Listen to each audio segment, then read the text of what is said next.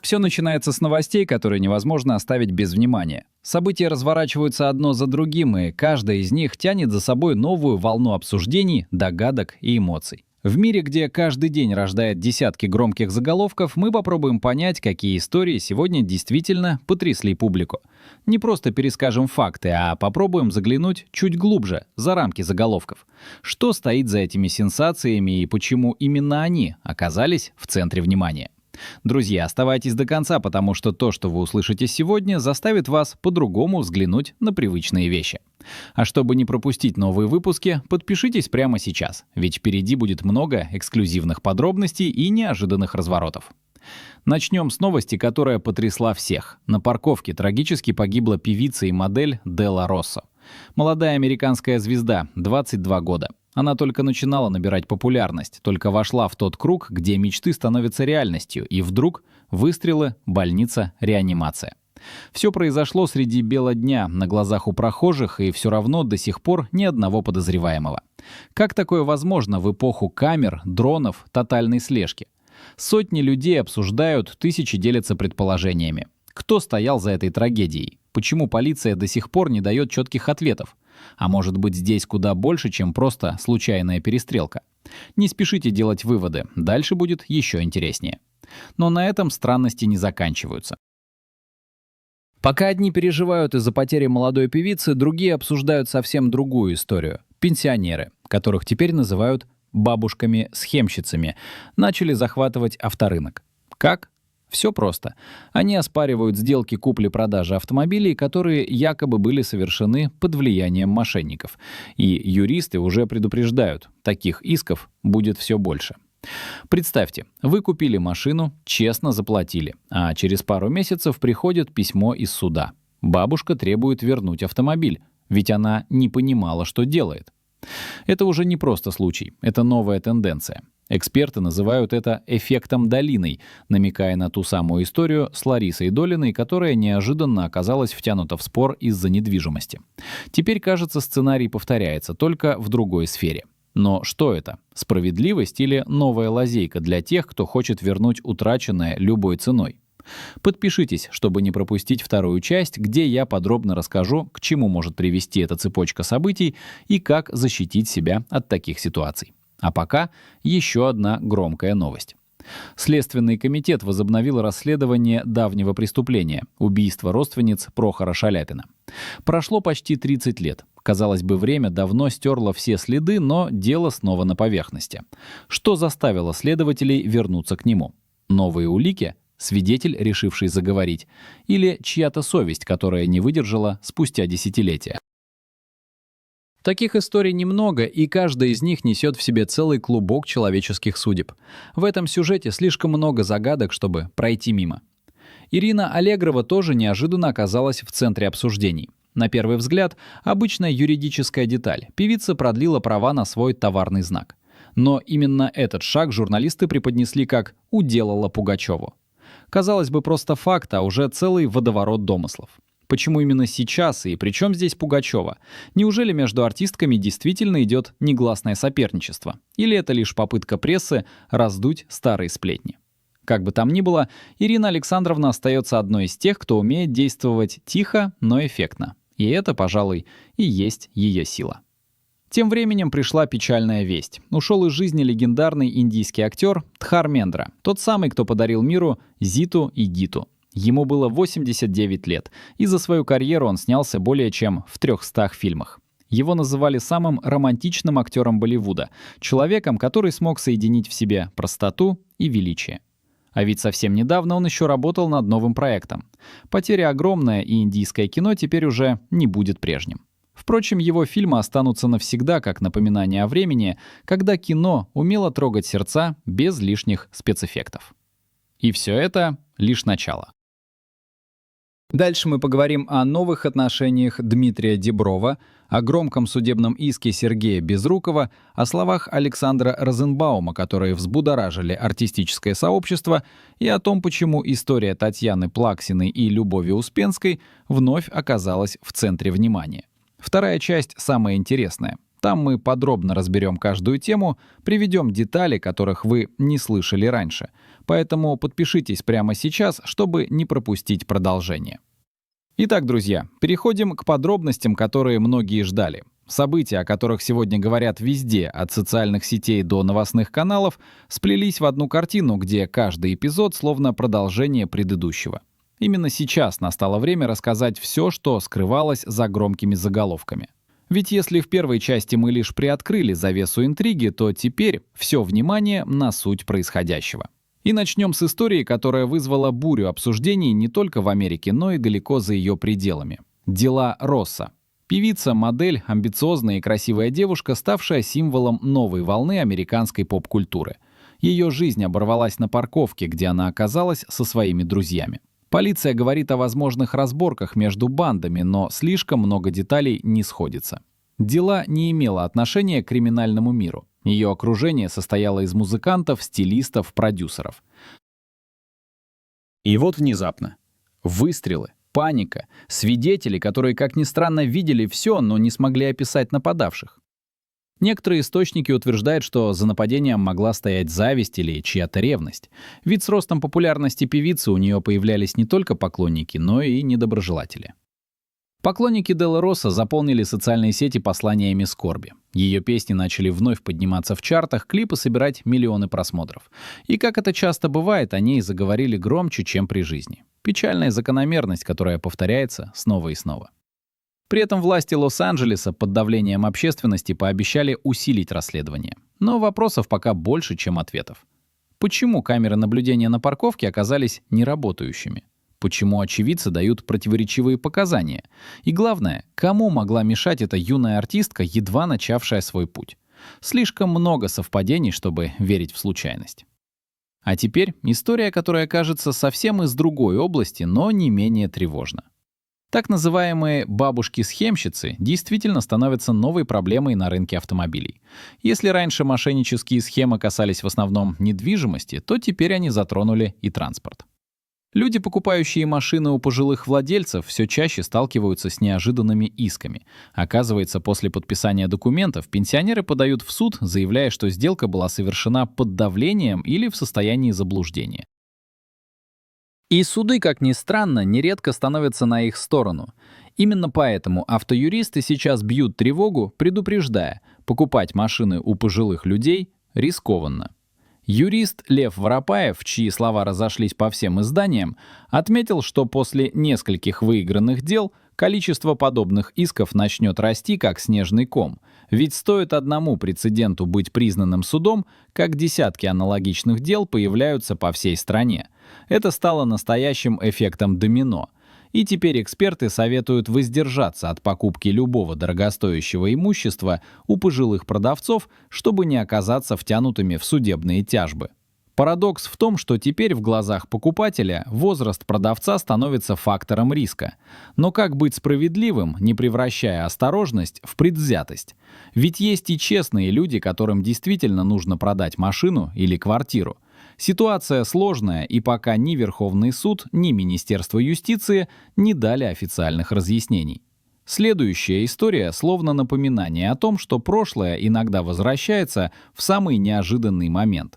Убийство бабушки и тети Прохора Шаляпина, дело которому почти 30 лет. В 1996 году Волгоград потрясла жестокая расправа, но тогда виновные так и не были наказаны. Прошли десятилетия, и вот Следственный комитет вновь открывает это дело.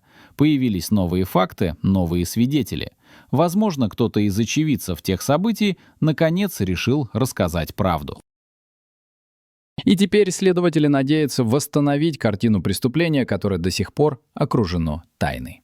Для Прохора Шаляпина это не просто новость. Это возвращение в ту боль, которую он, казалось, уже пережил. На фоне этих драм возникает новость совсем другого характера, но тоже обсуждаемая повсюду. Дмитрий Дибров снова на страницах таблоидов. После развода с молодой супругой телеведущий якобы нашел новую избранницу – богатую вдову с несколькими детьми. Вокруг этой истории мгновенно вырос целый лес слухов. Кто она, чем занимается, как они познакомились, точной информации нет, но журналисты уже нарисовали идеальную картину. Говорят, она моложе Диброва, эффектна, ухожена, успешна. Однако, зная характер телеведущего, можно предположить, что он не из тех, кто будет делать свою личную жизнь достоянием публики. Возможно, это просто очередная выдумка, подогреваемая интересом к его персоне. Не остался без внимания и Сергей Безруков. Его имя вновь оказалось в новостях, но не из-за премьеры, а из-за судебного иска. Артист обратился в суд, требуя запретить продажу карнавальных масок с его лицом. Эти маски продавались на маркетплейсах и, по словам актера, без его согласия. Он требует прекратить использование своего имени и изображения, а также выплатить компенсацию. И хотя дело может показаться мелким, оно поднимает важный вопрос: где проходит грань между творчеством и нарушением личных прав? Ведь лицо артиста — часть его бренда, его работа, и когда кто-то использует его для заработка, не спрашивая разрешения, это становится проблемой. Интересно, что Безруков оказался не первым. До него на подобные действия жаловались и другие артисты, но именно он решил довести дело до суда.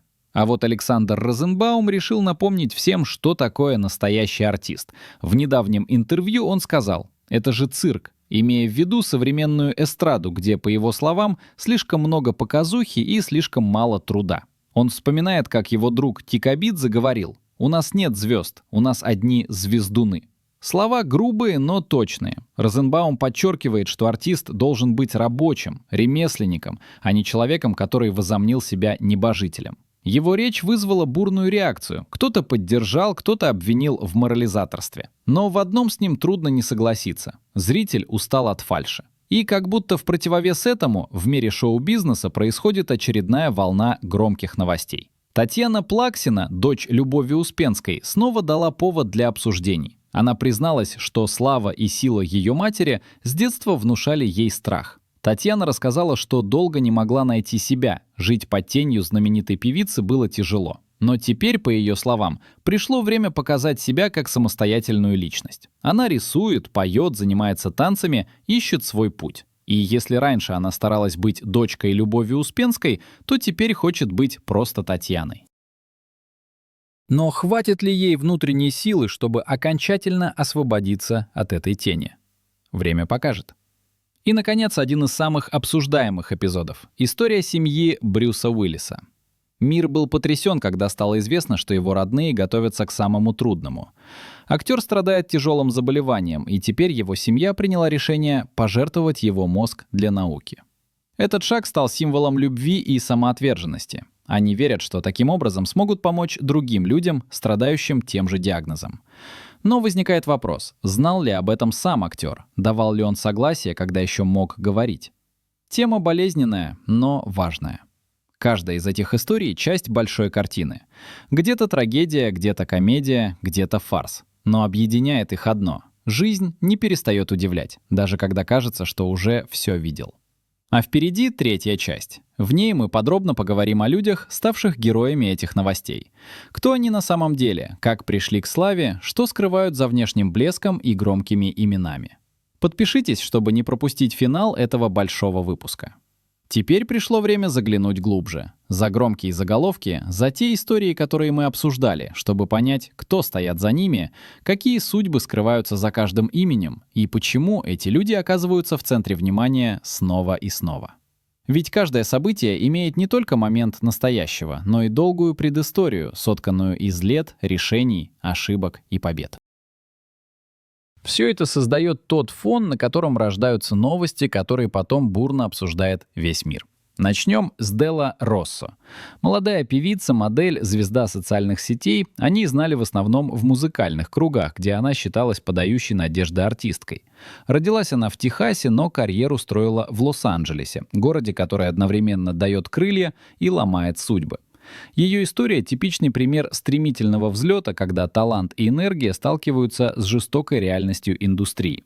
Ее песни были наполнены легкостью, верой в себя, тем самым юношеским вдохновением, которое делает музыку настоящей.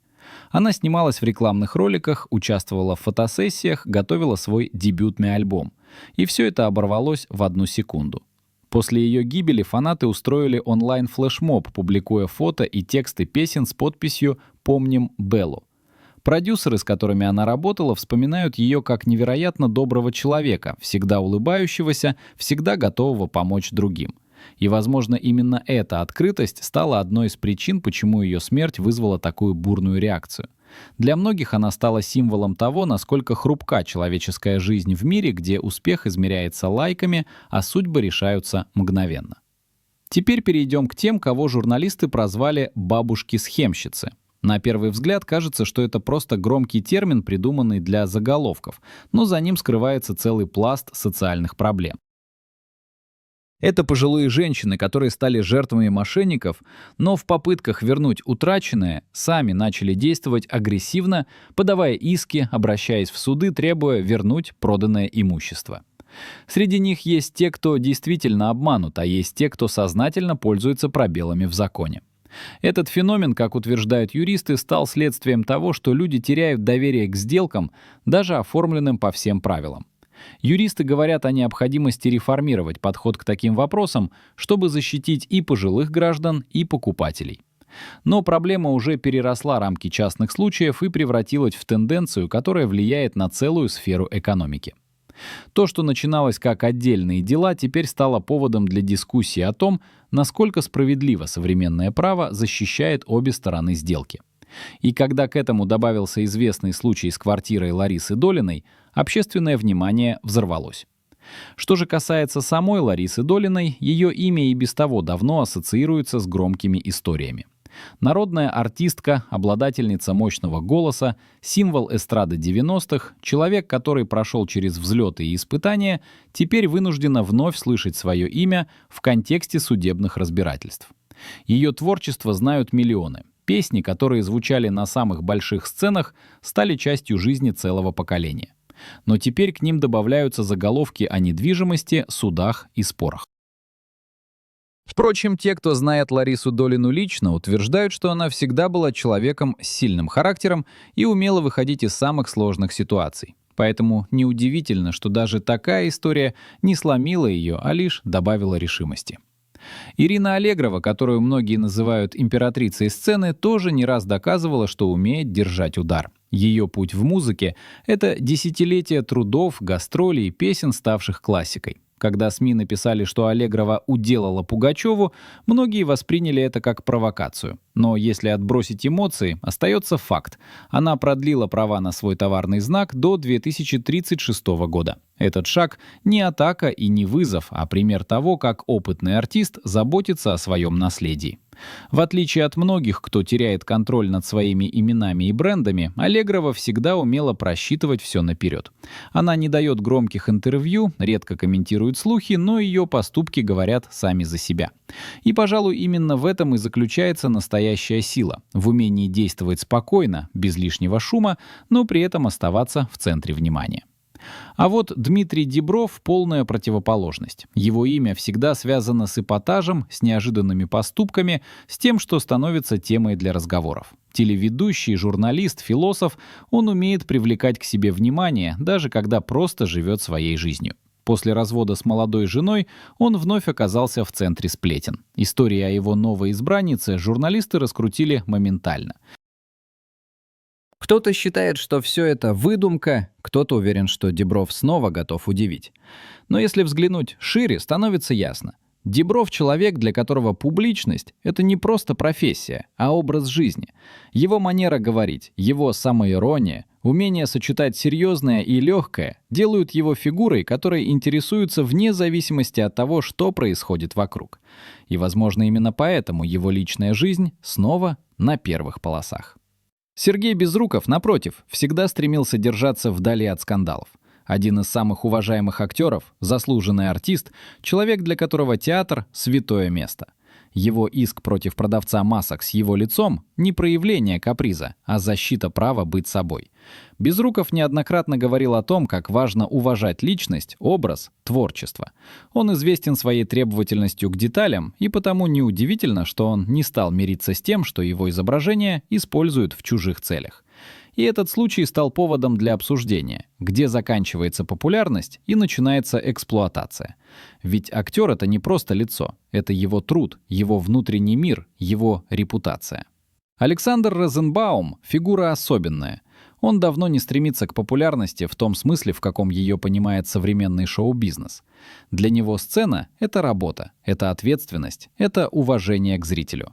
Когда он говорит, что современная эстрада превратилась в цирк, в этом нет злости, есть усталость от фальши. Его песни, проникнутые смыслом и болью, давно стали частью культурного кода. Он не гонится за модой, не пытается угодить публике, а просто делает то, что считает нужным. И именно за это его уважают. Его слова о молодых артистах звучат как наставление. Не торопитесь становиться звездами, научитесь быть мастерами.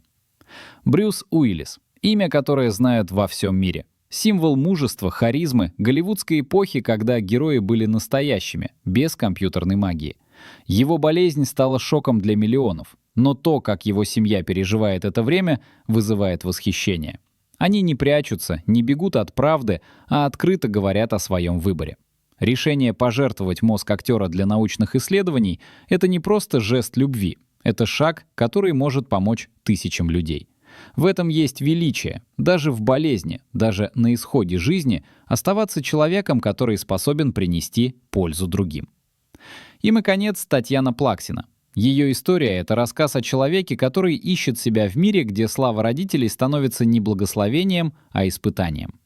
Дочь Любови Успенской с детства жила под пристальным вниманием. Каждое ее движение сравнивали с матерью, каждое слово обсуждали.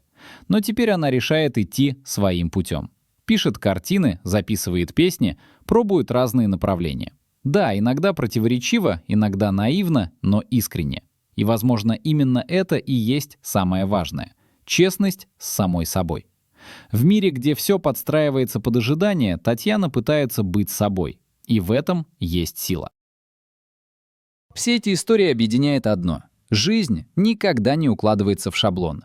Люди, которых мы видим на экране, в новостях, в заголовках, живут так же, как и все мы. Они ошибаются, страдают, ищут, борются. И за каждым громким событием стоит человек со своими страхами, надеждами, воспоминаниями. Мир шоу-бизнеса лишь кажется блестящим, на деле же он полон сложностей, компромиссов и боли. Но именно поэтому он так притягателен, потому что за всей этой мишурой живые судьбы. А значит, пока есть такие истории, у нас всегда будет о чем говорить.